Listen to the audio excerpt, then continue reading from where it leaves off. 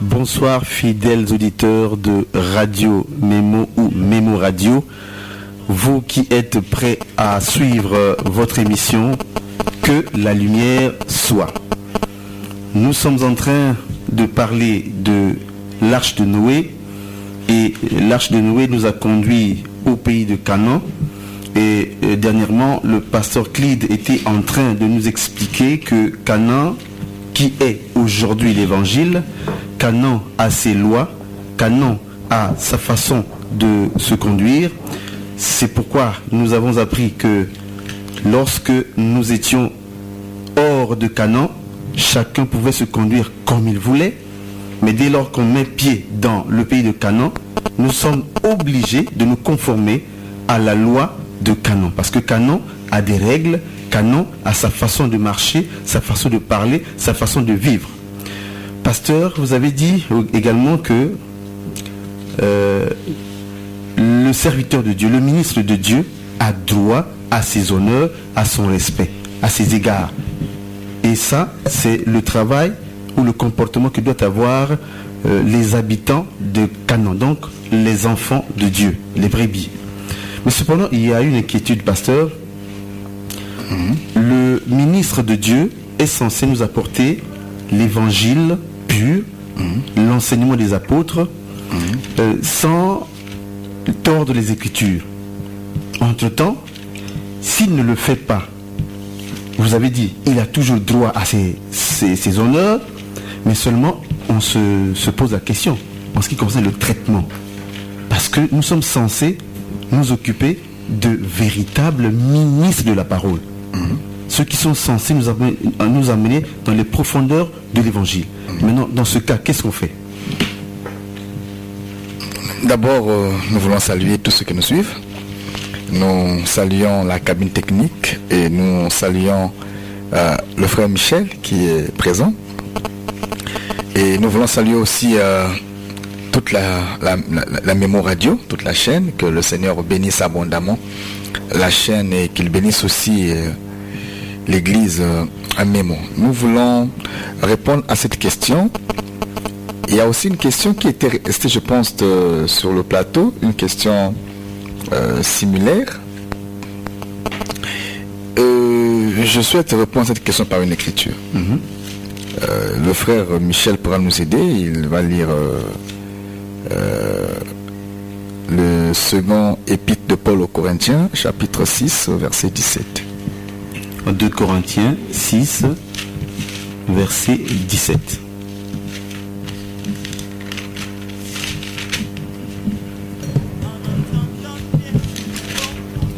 Lisons ce qui est écrit dans 2 Corinthiens chapitre 6, le verset 17. C'est pourquoi sortez du milieu d'eux et séparez-vous, dit le Seigneur. Ne touchez pas à ce qui est impur et je vous accueillerai. Nous lisons Ésaïe chapitre 52, on prend le verset 11.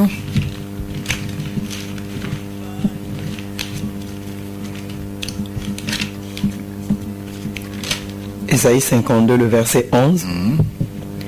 Partez, partez, sortez de là, ne touchez rien d'impur, sortez du milieu d'elle, purifiez-vous, vous qui portez les vases de l'Éternel. Voyez-vous, l'Écriture dit que nous devons sortir du milieu d'eux. Parce que si quelqu'un se rend compte qu'il n'a pas la nourriture à donner au peuple, on se rend compte que certainement il n'a pas été appelé, ou il a été appelé mais il n'a pas voulu se faire former. Là aussi c'est un paramètre, parce que tous ceux qui enseignent ou encore avec erreur ne sont pas forcément des faux serviteurs. Il y en a qui ont l'appel mais qui ne sont pas humbles, et ou encore qui n'ont pas eu le temps d'être formés. Or celui qui n'a pas été formé, il finira par déformer. Alors c'est là où est le problème. Mais si déjà une personne enseigne ce qui n'est pas convenable, vous vous approchez de lui à la lumière des Écritures, il résiste, vous faisant savoir que c'est son Église et il fera ce qu'il veut faire. Il met sa conviction devant l'Écriture, il résiste aux Écritures, alors il n'y a plus rien à faire, il faut partir.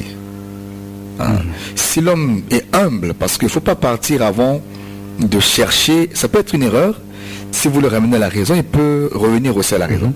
Mais quand vous vous approchez de lui, vous partagez la parole, vous lui présentez les Écritures. La personne résiste. Ça, on appelle ça incrédulité. Il n'y a pas que les brebis qui sont incrédules, même les prédicateurs sont incrédules. Plusieurs sont incrédules. Qui savent que telle écriture n'est pas conforme, telle pensée n'est pas conforme, mais ils ferment les yeux pour leurs propres intérêts. Quand on a affaire à quelqu'un qui est incrédule devant l'écriture, il n'y a plus rien à faire, il faut partir. Parce que souvenez-vous que l'âme est très précieuse. L'âme est très chère. Rien sous la terre ne vaut l'âme d'une personne. Donc s'il y a des gens qui pensent qu'ils peuvent blaguer avec les âmes, frère, toi qui m'écoutes, sauve ton âme. Sauve ton âme. C'est une façon. Vous savez, il n'y a pas plus grand sorcier que un mauvais prédicateur. Il n'y a pas plus grand sorcier que ça, parce que le sorcier encore que nous connaissons, que nous critiquons, que nous attaquons souvent, c'est des personnes qui attaquent la chair. Mais le faux prédicateur est capable de détruire ton âme. Il détruit d'abord ta chair pour l'enfer et il détruit encore ton âme. Donc il est pire. Voyez-vous, Christ a dit, il faut craindre celui qui est capable de détruire, ne pas craindre celui qui est capable de faire seulement le corps. Mais il faut craindre plutôt celui qui peut détruire le corps, l'âme, et récupérer l'esprit. Mais le faux prédicateur aussi, il faut le craindre parce qu'il est capable de détruire même ton âme. Donc, c'est très dangereux. Si, frère, tu remarques quelqu'un comme ça, sauve ton âme. Le salut, il est forcé, il est forcé et il faut être violent pour s'en emparer. Si celui qui te conduit ou encore celui qui a la charge de ton âme, tu sens que c'est pas ça, alors replie, prie et le Seigneur certainement t'orientera au bon endroit. Voilà comment nous pouvons répondre à ça, mais nous n'exhortons pas les gens à la rébellion. S'il y a des points où tu sens que vraiment ce n'est plus la parole ou ce n'est pas la parole, on passe au partage. Va voir l'homme de Dieu. C'est ce que la doctrine dit. D'après les Écritures, il faut aller voir, parce que l'homme de Dieu aussi est un frère. Nous voulons par là casser ce sentiment d'orgueil. Être pasteur n'enlève pas la personne du rang de frère. D'abord, c'est un frère. Donc en tant que frère, tu vas voir ton frère. Homme de Dieu, vraiment j'ai un souci, lequel tu exposes avec lui, comme des frères. Mais non, si bien sûr que c'est un frère, mais tu lui devras le respect, parce qu'il est ministre, c'est l'homme saint. Un homme saint, il porte la tiare, il faut le respecter. Mais dans ce sens-là, quand il arrive, vous partagez. Si l'homme résiste aux Écritures, non, il n'y a plus rien à faire. Il devient incrédule, il faut partir de là. Nous voulons avancer, frère Alain. S'il y a une autre question, sinon on peut avancer. Non, on peut avancer, oui. Nous sommes en train de traiter, je pense que ce soir, on va insister un peu sur le pays de Cana. Sur la conduite. Sur la conduite. On aurait dû avancer déjà avec les villes de refuge. Mais nous sentons l'importance, la nécessité d'insister là, parce que ça traite la conduite. Le quotidien de tout le monde. Quotidien de tout le monde. Or que la conduite, le quotidien, c'est ce qui nous permet aussi de nous rassurer que nous sommes sur le droit chemin ou encore que nous avons le salut. Parce que la vie éternelle, c'est aujourd'hui d'abord. C'est d'abord aujourd'hui et ensuite dans les temps à venir. Si déjà aujourd'hui tu ne manifestes pas les œuvres, ce n'est pas demain que tu auras la vie éternelle. Par ta conduite aujourd'hui, on peut lire si l'éternité sera ton partage. Nous allons lire quelques écritures toujours dans la conduite du pays de Cana. On va lire Deutéronome chapitre 10 verset 18. Nous lirons aussi Deutéronome chapitre 24 verset 17 et Deutéronome 27 verset 19.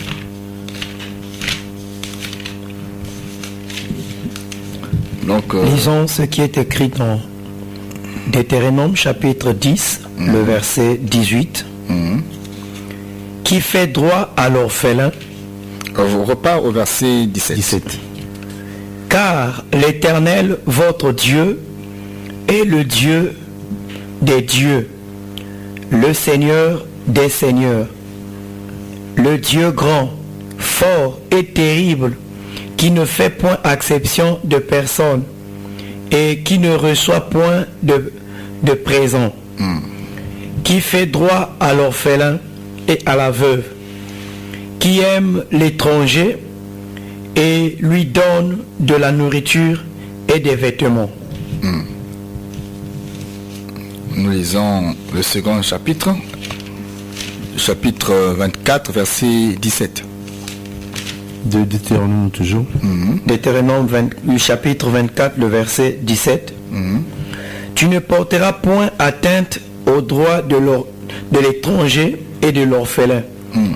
Et tu ne prendras point en gage le vêtement de la veuve. Nous prenons enfin Deutéronome 27, verset 19.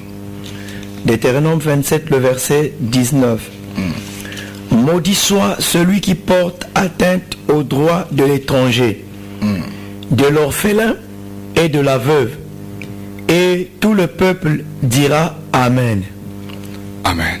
Amen. Le verset 18 dit, maudit soit celui qui fait égarer un aveugle dans le chemin.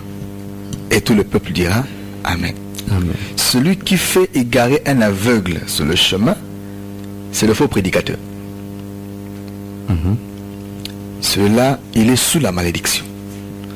Parce que lui-même, il n'entre pas, mais il empêche à ceux qui veulent entrer d'y entrer. Il est sous la malédiction. Voilà pourquoi Paul disait, si quelqu'un venait à prêcher un autre évangile que ce que Paul et les autres ont prêché, qu'il soit anathème, c'est-à-dire qu'il soit maudit. Donc même si on ne le dit pas, le simple fait de contrôler les Écritures, c'est Dieu lui-même qui te maudit. Tu es déjà maudit. Et toi qui m'écoutes, c'est ton cas, il faut rechercher que les serviteurs fidèles prient pour toi. Sinon, ton sort, il est déjà fixé. Faut ne pas dire ça, parce que Christ est mort pour ce peuple-là. Tout un Dieu a accepté une mort honteuse à la croix pour que son peuple soit sauvé. Alors quand il s'agit du peuple de Dieu, il faut de l'égard, nous ne devons pas manipuler ce peuple. C'est comme si c'était, je ne sais pas comment je vais qualifier ça. C'est mauvais, c'est pas bien. Quand on n'a rien à dire au peuple, nous devons aussi travailler. Un homme de Dieu doit travailler. Quand on dit l'ouvrier mérite son salaire, l'ouvrier doit travailler. Il faut travailler. Et travailler ici consiste à lire la parole, à prier, à prendre soin, à paître. C'est ça notre travail. Nous ne partons pas en mer comme les uns, nous ne partons pas à la boulangerie comme les autres. Nous sommes pasteurs et notre travail en tant que pasteur, c'est de paître le troupeau de Dieu et préparer la nourriture pour ce troupeau-là. Prier que Dieu nous révèle ce que nous pouvons donner au peuple par rapport aux besoins du peuple.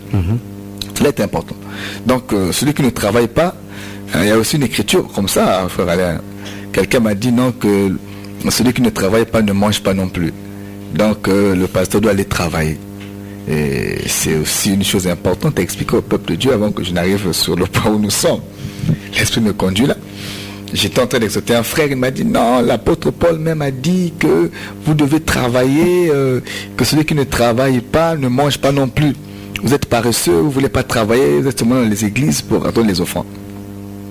Vous voyez, quand on lit la Bible comme un livre, comme un roman policier, on finit par dire tout ce que bon nous arrive. On s'écarte de la pensée du Seigneur.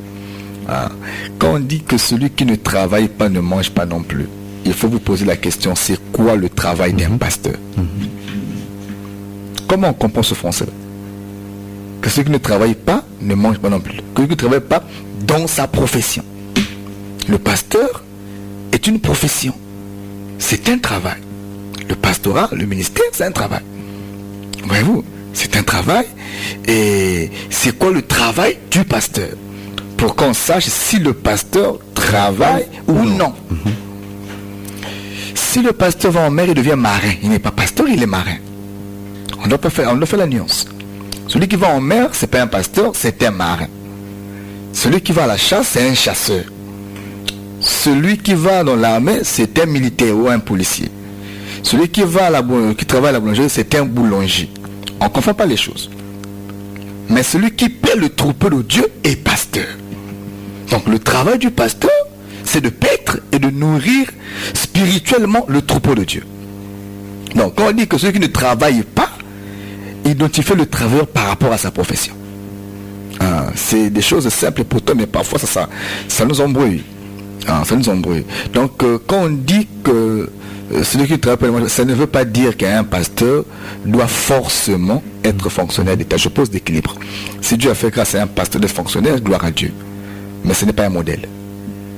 Le modèle dans la Bible, c'était Christ. Mais pasteur, avoir un autre travail en dehors du pastorat, vous pensez que le ministre de Dieu aura le temps véritablement d'apporter la nourriture qu'il faut? Ça dépend de ce qu'il fait. Ça dépend de ce qu'il fait et de comment il gère son temps. Toutefois, le modèle par excellence, c'est le Seigneur Jésus-Christ. Nous ne disons pas les appels sont différents. Quand Dieu appelle, ça dépend de comment Dieu a défini l'appel dans la vie de la personne. Il y en a par rapport à leur charge et par rapport à ce qu'ils doivent apporter aussi. Mais le modèle, je ne sais pas comment chacun a reçu son appel, mais le modèle d'après les Écritures, c'est Jésus. Nous savons que Jésus était charpentier. Il avait fait le travail de son père Joseph, père adoptif. Mais quand Christ devait commencer le ministère, nous savons tous qu'il devait se consacrer et laisser derrière lui cette fonction d'avant. Parce que le ministère est tout un travail qui devait lui demander le temps de se concentrer. Voyez-vous, quelqu'un qui a passé toute une journée devant, je ne sais pas, en train de crier derrière une machine, et il doit venir prêcher à 18h, il n'aura pas le même rendement avec celui qui a passé son temps en train de prier, préparer sa prédication, en train de méditer. Voyez-vous, parce qu'il y a un qui fait de son travail une priorité, mais il y a un autre qui en fait, je ne sais pas comment je vais qualifier ça. Tu vois, quand tu passes 12 heures de temps devant une machine en train de faire autre chose,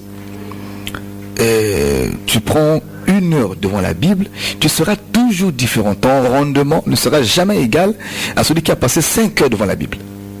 Voyez-vous, le pastorat, c'est un travail, et ceux qui en font profession doivent faire confiance à ce travail-là, doivent compter sur Dieu qui a appelé. Dieu est capable de défendre ou encore de prendre soin de ceux qui l'appellent. Je sais qu'il y en a qui ne veulent pas souffrir de famine, mais quand on a aimé Dieu, on est prêt à tout pour lui. Voilà. Et quelque part, donc là-bas, ça dépend. Il faut poser un équilibre. Si quelqu'un est fonctionnaire d'État et il n'est pas encore prêt, ou il n'est pas encore convaincu qu'il ne fasse pas les choses sans conviction, parce que tout ce qui n'est pas le fruit de la conviction est un péché. Mais si Dieu t'a convaincu, n'aie pas peur, il te soutiendra. Le modèle, c'est Christ. Il a laissé, il a travaillé. Nous avons Pierre, qui était pécheur, nous le savons. Nous avons Jean, qui était pécheur, nous le savons. Mais quand ils ont accepté, ils ont suivi le maître. Ils ont abandonné. Ils ont abandonné. Le maître a pris soin d'eux.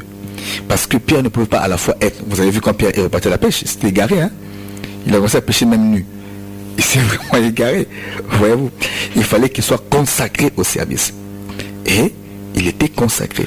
À propos de consécration, j'entends parfois des expressions du genre travailler à plein temps ou travailler à mi-temps. Qu'est-ce que ça veut dire, pasteur? Bon, ce sont des expressions des hommes. La Bible ne reconnaît pas cette expression-là. C'est des hommes qui essaient un peu de justifier leur position. Je préfère les Écritures. Il n'y a pas un verset comme ça. Dans la Bible, le ministère, le modèle, c'est le plein temps. Maintenant, si quelqu'un n'est pas encore prêt, nous le supportons selon comment la vocation a été. Nous ne connaissons pas comment Dieu l'a appelé. On se réserve. Mais le modèle, c'est le plein temps. Je veux dire, le modèle, c'est la consécration. Maintenant, plein temps, mi-temps, ce sont des hommes qui prennent des expressions comme ça. Il est vrai que l'apôtre Paul, c'est un exemple, tu peux être dans une circonstance où l'œuvre de Dieu, le manque de soutien, ou encore la jeunesse de l'œuvre que tu viens de commencer, pousse à trouver autrement.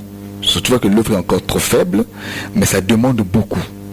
Et le peuple qui est devant toi, certainement, n'est pas encore à la hauteur de faire face. Là, le prédicateur peut faire quelque chose dans le sens d'accompagner l'œuvre jusqu'à ce que l'œuvre prenne de la forme. Et ça, Paul l'a fait. À un certain temps, il a fait des tentes. C'était pour lui permettre de ne pas faire obstacle à l'évangile, puisqu'il avait en face de lui un peuple qui était encore faible. Mais quand le peuple a mûri, Paul n'a plus fait ça. Il s'est plongé dans la consécration. Et Paul a commencé même à... Et il a dit, j'ai eu des salaires dans telles assemblées pour prendre soin de l'autre assemblée. Donc, je veux juste par là, ne pas critiquer, non, loin de là, mais je veux juste donner à nos frères qui se sont lancés à la consécration de ne pas avoir peur. Dieu est capable de nous soutenir. De ne pas avoir peur, peut-être quand on regarde à sa charge, on se dit comment je veux finir, c'est de l'aventure. La foi souvent ressemble à de l'aventure. Mais par la fin, Dieu finit par confirmer celui qui s'est engagé avec conviction. Il y en a des hommes qui ont laissé beaucoup de trésors derrière pour suivre la parole. Mais à la fin, Dieu leur a honoré. Donc, c'est vrai, tout le monde ne va pas travailler dans les compagnies que nous connaissons. Mais quand Dieu t'a appelé, c'est aussi un travail. Si tu peux te consacrer, si tu peux donner à ce travail un peu de valeur, ce travail te valorisera aussi. Dans ce sens-là, je peux dire. Maintenant, pour avancer, nous avons lu des Écritures où la Bible est en train de dire que non seulement celui qui égare le peuple est sous la malédiction, mais encore plus, celui qui porte atteinte aux droits de la veuve, aux droits de l'orphelin et aux droits de l'étranger. Je prends d'abord le droit de l'orphelin et le droit de la veuve. Nous avons encore lu ensemble que Dieu est un Dieu puissant, le Dieu des dieux, le Seigneur des seigneurs, puissant et fort. Il est défenseur des orphelins, défenseur du droit des veuves, et celui qui prend en charge ou prend soin des orphelins. Nous disons ici, le Seigneur disait que lorsque on est en train d'opprimer le droit de l'orphelin et de la veuve et aussi de l'étranger, on est en train de souiller le pays de Canaan. Donc dans le pays de Canaan, de telles pratiques étaient en train de souiller le pays béni de Dieu. Or, le pays de Canaan, c'est l'évangile d'aujourd'hui. Les personnes qui oppriment jusqu'aujourd'hui le droit des orphelins, le droit des veuves, le droit des étrangers, sont en train de salir l'image de l'évangile. Nous avons aujourd'hui encore des bien-aimés frères dans la foi qui continuent à opprimer les droits des orphelins et des veuves. Je voudrais savoir, pasteur, sans vous couper la parole, quels sont ces droits pour qu'on sache véritablement? Si nous voulons monter dans la révélation, l'orphelin, c'est tout un peuple. L'orphelin, c'est tout un peuple. Et la veuve, c'est tout un peuple. Voilà pourquoi un jour le Seigneur a dit, je m'en vais, mais je ne vous laisserai pas orphelin. Donc l'orphelin, là on parle dans un sens prophétique, c'est tout un peuple, c'est l'église. La veuve aussi dont on parle, c'est l'église, dans une dimension. L'étranger aussi, c'est l'église, qui était un peuple étranger, mais il avait des droits selon Dieu. Nous étions étrangers quant au salut, quant à la foi, quant au patriarche, mais aujourd'hui, le droit que Dieu regardait en nous a fait de nous enfants de Dieu aussi. Donc, bien qu'étrangers dans la cité de Canaan, mais on avait un droit qui ne devait pas être marginalisé. Ça parlait de l'espace des nations dans le pays de Canaan aussi. Ça, c'est quand on veut toucher la révélation. Il y a beaucoup à dire là-bas dessus. Mais je parle sur le plan doctrinal. Sur le plan doctrinal, l'apôtre Paul, dans 1 Timothée chapitre 5, nous a parlé des droits de l'orphelin. Jacques aussi, chapitre 1, verset 27, nous dit même que la vraie religion, c'est celle qui prend soin des veuves. Frère, lis un peu ça. Jacques 1, 27.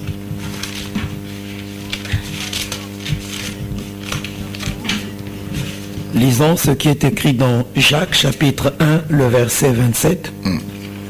La religion pure et sans tache devant Dieu notre Père consiste à visiter les orphelins et les veuves dans leur affliction et à se présenter, à se préserver des souillures du monde. Ok. Et quand vous lisez 1 Timothée 5, 4 à 10, on pourra gagner le temps, mais ceux qui se peuvent lire à la maison, notez ça. 1 Timothée 5, 4 à 10. Là-bas, plutôt, Paul est en train de parler de la prise en charge des veuves. Hein? Il est en train de présenter une classe des veuves, parce que quand une veuve a plus de 60 ans, hein, elle peut être prise en charge par l'église. Si l'église est bien structurée, bien organisée, l'église peut prendre soin de la veuve, parce que on suppose qu'après 60 ans, il y a d'autres critères que je ne vais pas citer ici.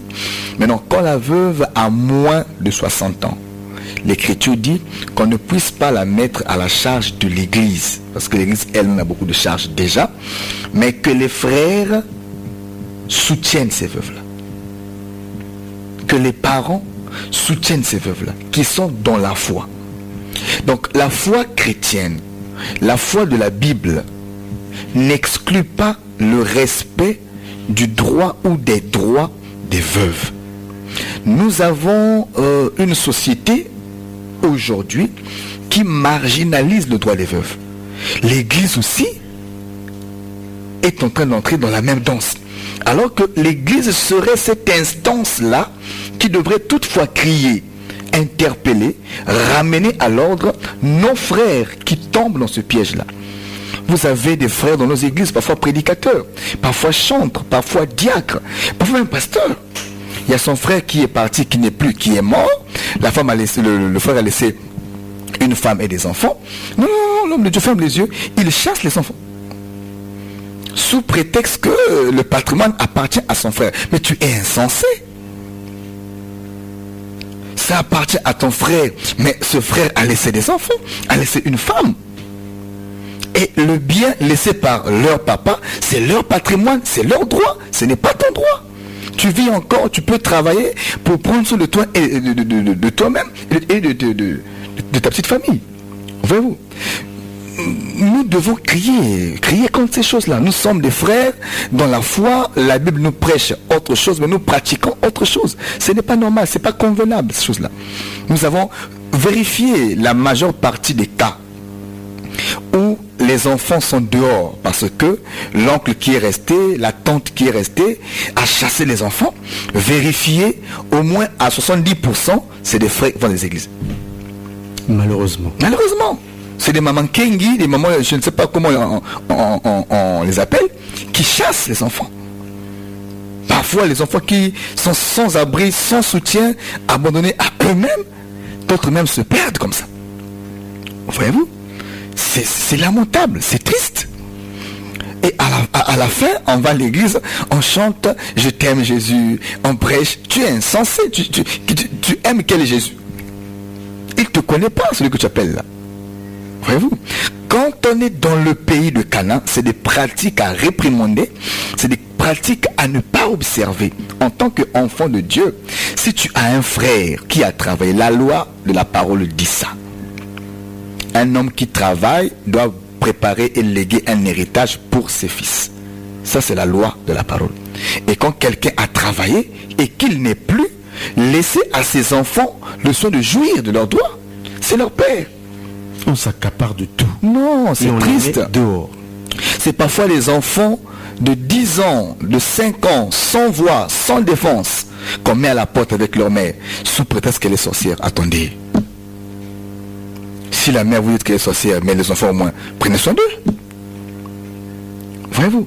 Et à ce niveau-là, en tout cas, je ne sais pas, on s'obstine, hein, on pratique l'œuvre du diable sans se rendre compte.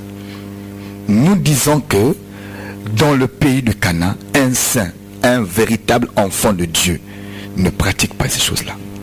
Il sait respecter la mémoire de celui qui est parti. Donc on dit même plutôt que c'est l'observation de nos coutumes. Quelle coutume? On estime que les enfants sont les enfants de la femme et non les enfants de monsieur. Et quand papa est mort, les enfants vont partir avec leur maman, mais chassés de leur maison. C'est juste la sorcellerie qui conduit à ça. Hein, nous voulons tordre la culture, mais nous sommes dans un pays qui est structuré, qui a des droits. C'est peut-être parce que c'est pris de peur, hein, et par un respect que les enfants ne vont pas vers les autorités compétentes. C'est un délit. C'est contre la loi. Nous ne sommes pas en bourse, nous sommes dans un état où il y a des lois qui sont régies. Ce n'est pas normal. Et parfois, c'est des intellectuels qui le font, qui connaissent bien que c'est pas bon. C'est insensé, c'est pas normal.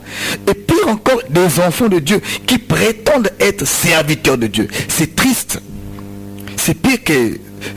Vous savez, il y a même des païens qui font pas ça. Hein, c'est être pire qu'un païen. C'est triste, c'est lamentable. C'est des choses qui ne devraient pas. Tu sais, frère Alain, si je remarque un frère comme ça, dans une assemblée où je conduis, je te suspends. Tu es suspendu, je peux même t'excommunier. Tu es sorcier, tu es méchant, tu es, je ne sais pas comment faut te qualifier. C'est triste. Changeons un peu. Dans le pays de Cana, on ne peut pas se comporter comme ça. Nous avons beaucoup de problèmes déjà dans notre pays. Nous ajoutons encore, vous avez une veuve qui a été parfois à l'hôpital abandonnée à elle-même avec son mari. Souvent c'est comme ça ici au Congo. Elle est seule avec son mari et parfois manque d'ordonnance. À la fin, et on n'arrive plus, le monsieur est parti. La veuve déjà qui devient seule, qui doit apprendre à vivre seule avec les enfants, déjà elle est faible. Non, on vient encore l'achever au nom de la tradition. Mais si la tradition est diabolique, alors il faut ne plus l'appliquer. Qu'on devient enfant de Dieu. Voyez-vous, nous voulons cacher toutes nos fautes, nos mauvaises habitudes derrière la tradition. Non, on a assez grandi, nous avons aujourd'hui une connaissance, et pour plusieurs, nous sommes instruits. Nous sommes instruits.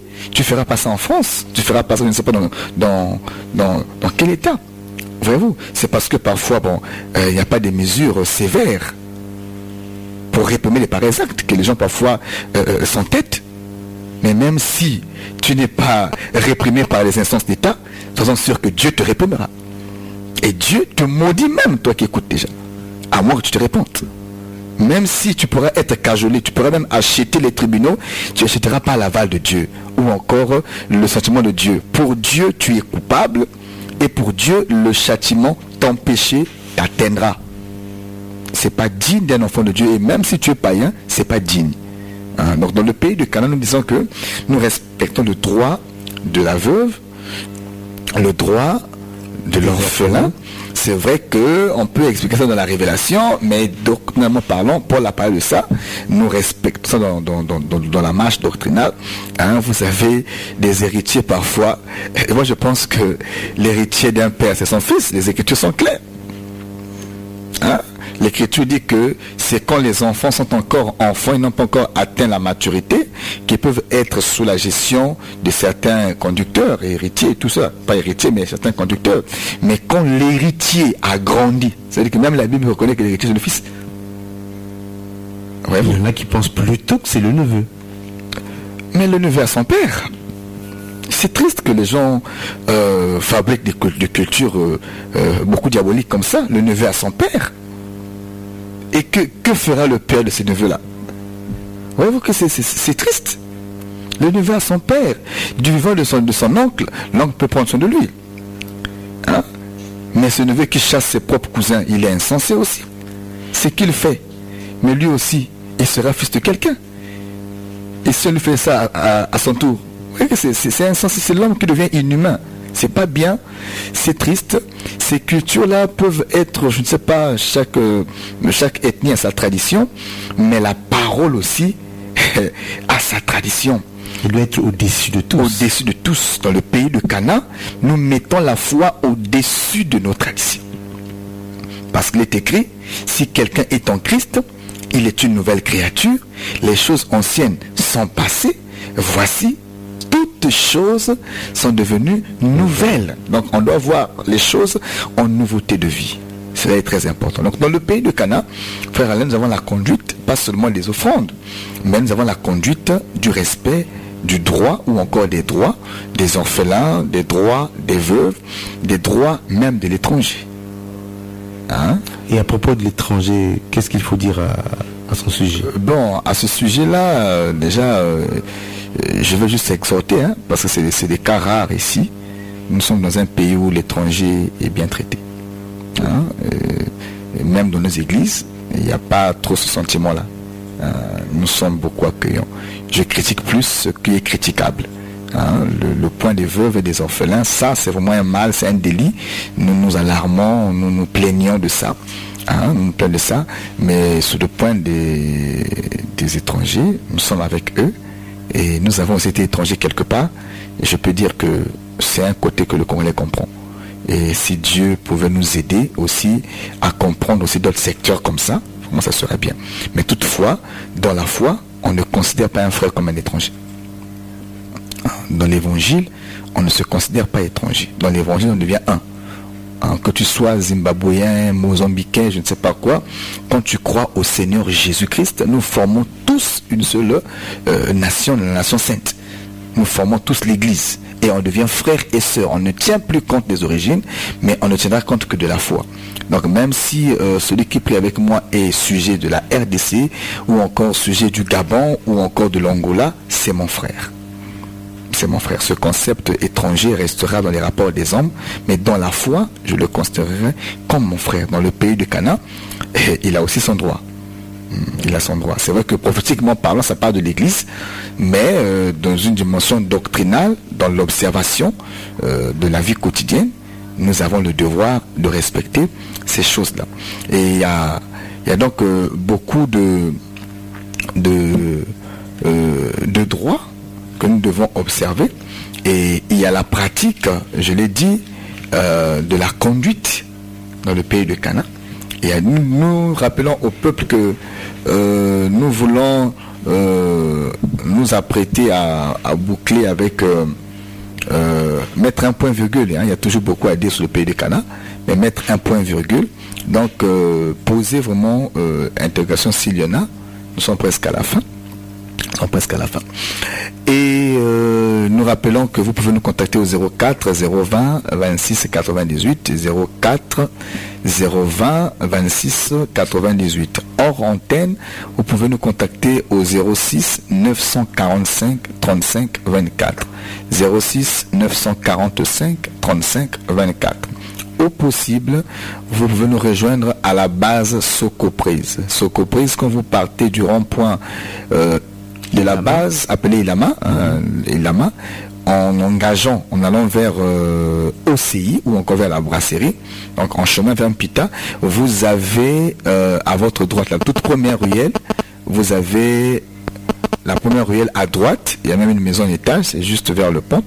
Et après la maison en étage, vous avez l'église, le rassemblement des saints. Là, vous pouvez nous contacter, on peut parler à bâton rompu, on peut discuter sur tous les sujets de votre choix ou encore des questions relatives à l'exposé. Nous sommes prêts à vos suggestions, votre soutien aussi et votre apport spirituel, vos conseils. En tout cas, nous sommes prêts, nous sommes ouverts.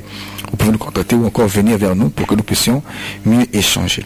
Frère Alain, ça sont des obligations dans le pays de Canaan. Il y en a plusieurs. Hein, on a parlé du respect des conducteurs, du respect des aînés. Nous avons parlé du respect de l'offrande, hein, et du soutien du lévite. Nous avons parlé de la défense des droits des veuves. Non, et il y a beaucoup d'éléments. Hein, il y a aussi le respect mutuel. Il y a le respect mutuel. L'apôtre nous dit par exemple qu'entre frères, on doit se supporter, on doit s'aimer, on doit s'encourager. vous avez aujourd'hui des personnes qui critiquent plus que n'encouragent.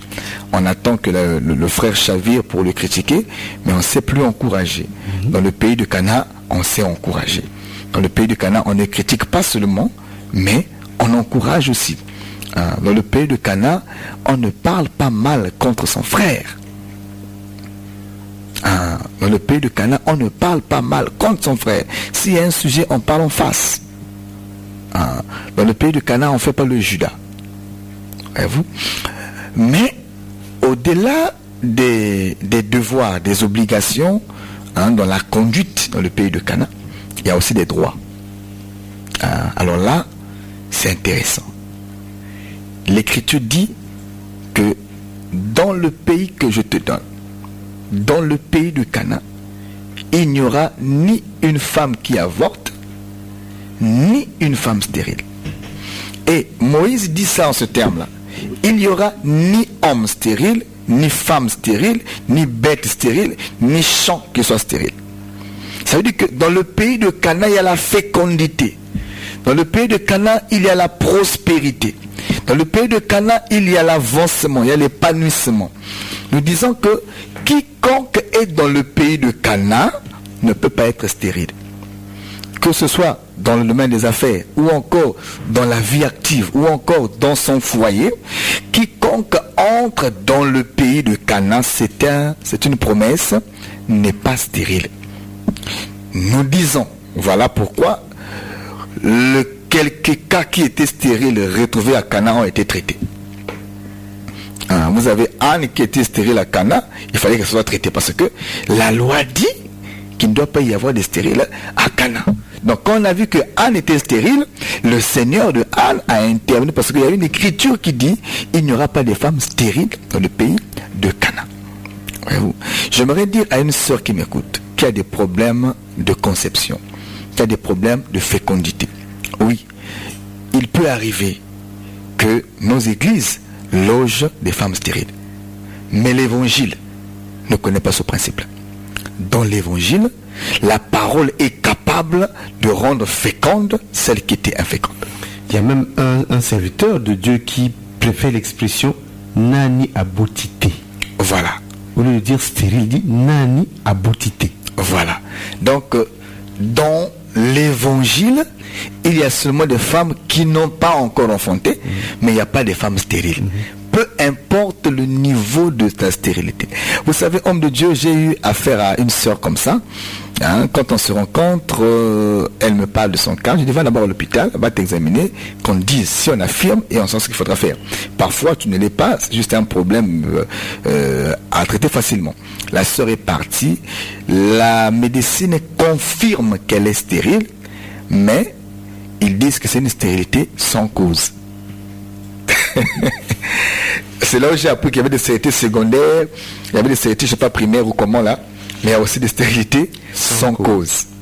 Alors j'ai dit à la sœur, voilà, ce qui n'a pas de cause là, ça veut dire que c'est Dieu seul qui en a la solution. J'aimerais dire à celui qui m'écoute, à celle qui m'écoute, si toi aussi tu es stérile, mais d'une stérilité sans cause, ça veut dire qu'il doit y avoir un esprit derrière. Mais au nom de Jésus, cet esprit-là sera délogé.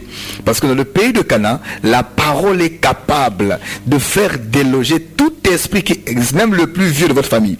Je crois que la parole est capable. D'ailleurs, quand Christ est nommé, tous les esprits d'eux-mêmes diminuent et prennent le chemin, parce qu'ils savent que devant le nom de Jésus, tout genou fléchit. Même la stérilité n'a pas de choix que de fléchir devant le nom de Jésus. Nous croyons que dans le pays de Cana, dans l'évangile qu'ont prêché les apôtres, les stériles sont seulement celles qui n'ont pas encore enfanté. Mais en réalité, elles ne sont pas stériles. Voilà pourquoi, toi qui as des problèmes de conception, frère, sœur, même si la médecine a donné tous les noms que tu connais là, ce que moi je connais aussi, c'est que la parole est ta fécondité. Amen. Crois en Jésus, mets-toi pieds joints dans la parole le Seigneur te guérira. Ne passe pas ton temps à prendre ce qui va encore empirer ta situation. Viens à Jésus, fais-lui confiance. Celui qui a créé les cellules du corps connaît mieux comment fonctionne le corps. S'il y a une partie qui ne marche pas, Jésus est capable de restaurer la cellule qui ne marche pas. Ne passe pas son temps à t'entendre à autre chose ou à aller coopérer avec le diable, parce qu'il y en a qui vont pactiser avec des sirènes et des eaux et des airs auprès des féticheurs pour avoir des enfants envoûtés. Ne fais pas ces choses-là. Viens prier avec Dieu. Même si tu n'as plus de trompe, tu n'as plus d'utérus, même si tu as, je ne sais pas, un cancer, je ne sais pas, du col de l'utérus, et tu ne peux pas garder un enfant parce que les trompes sont bouchées, je viens t'informer que le Seigneur est capable de déboucher tes trompes. Même si je dis des choses que nous voyons au quotidien, que nous vivons au quotidien.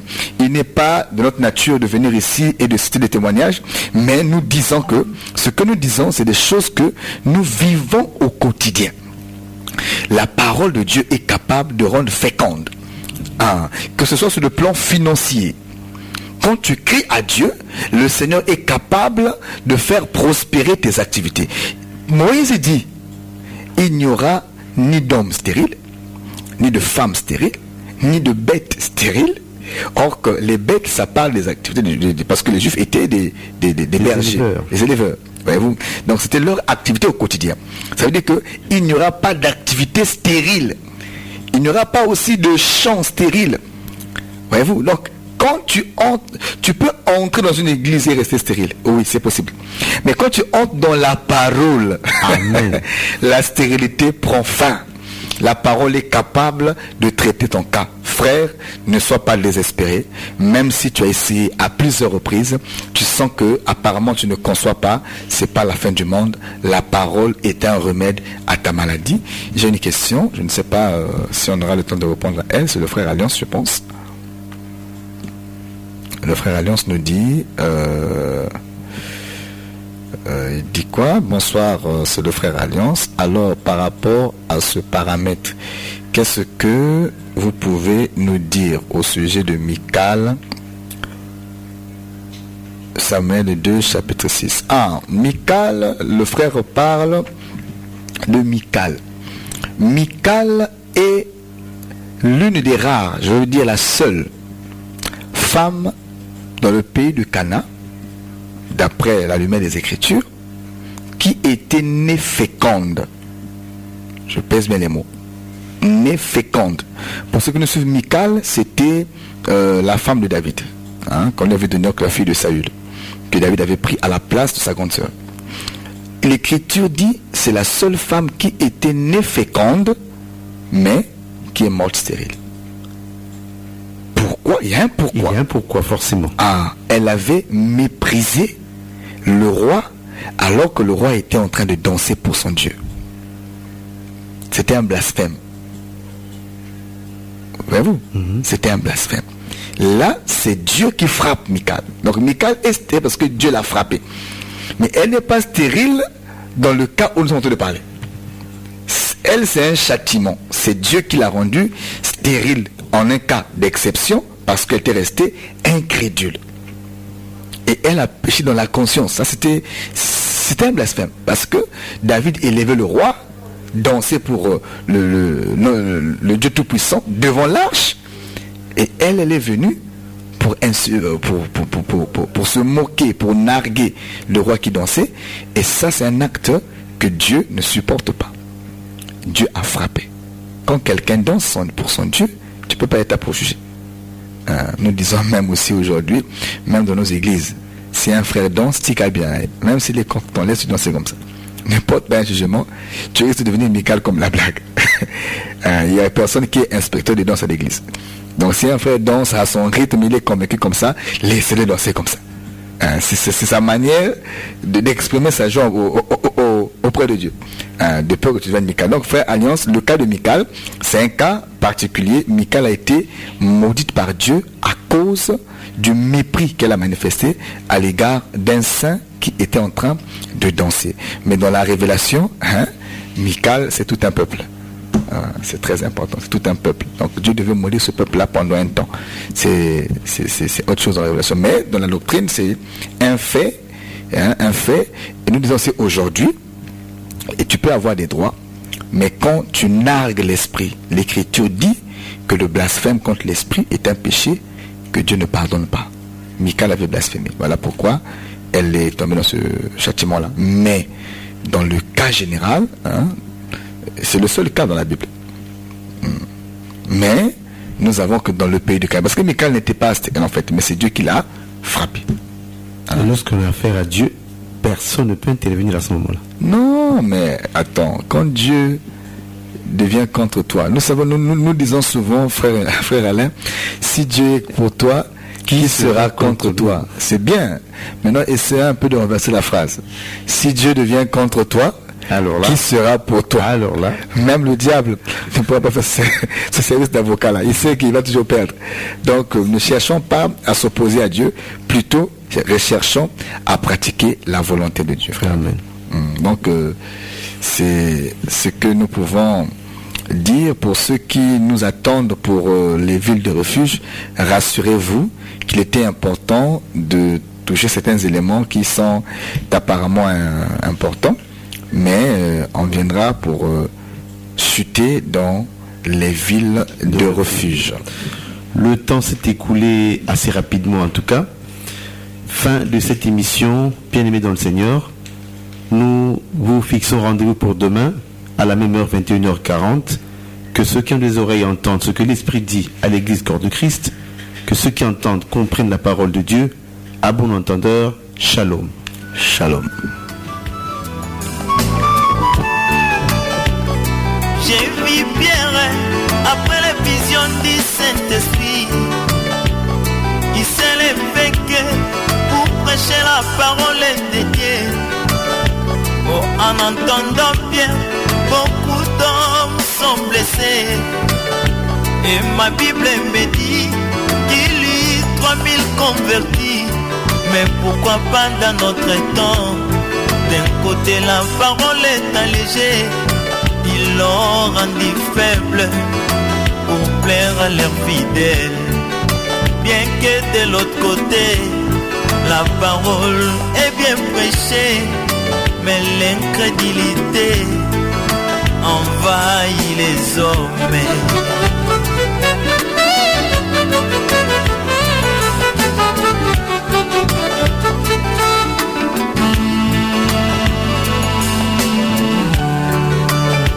Oh, ma Bible me dit que la parole est un juge, car les juges les sentiments, les pensées du cœur de l'homme. Mais si c'est les mots si est prêché selon la sainte doctrine, et c'est aujourd'hui que le jugement de Dieu s'abat dans l'église. Mais beaucoup de personnes fuient ces jugements pour s'attacher aux paroles des matériels. Or, ce jugement est celui de l'amour, car après cela, je serai glorifié.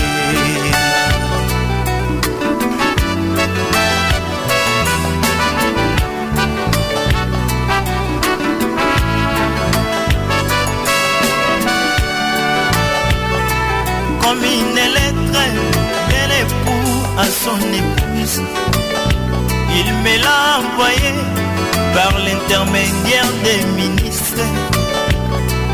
Cher ministre, toi qui es envoyé par mon époux, afin de m'expliquer la lettre. Ne me cache rien, dis-moi toute la vérité. C'est que moi j'essaierai dépend de ce que j'écoute. Même tes paroles dis-moi toute la vérité. Comme la parole est pour moi, donne-la-moi avec sa rigueur. Si je suis de Dieu, je dirai toujours amen. Ce sera pour moi la gloire de supporter sa rigueur. car après cela, je serai couronné.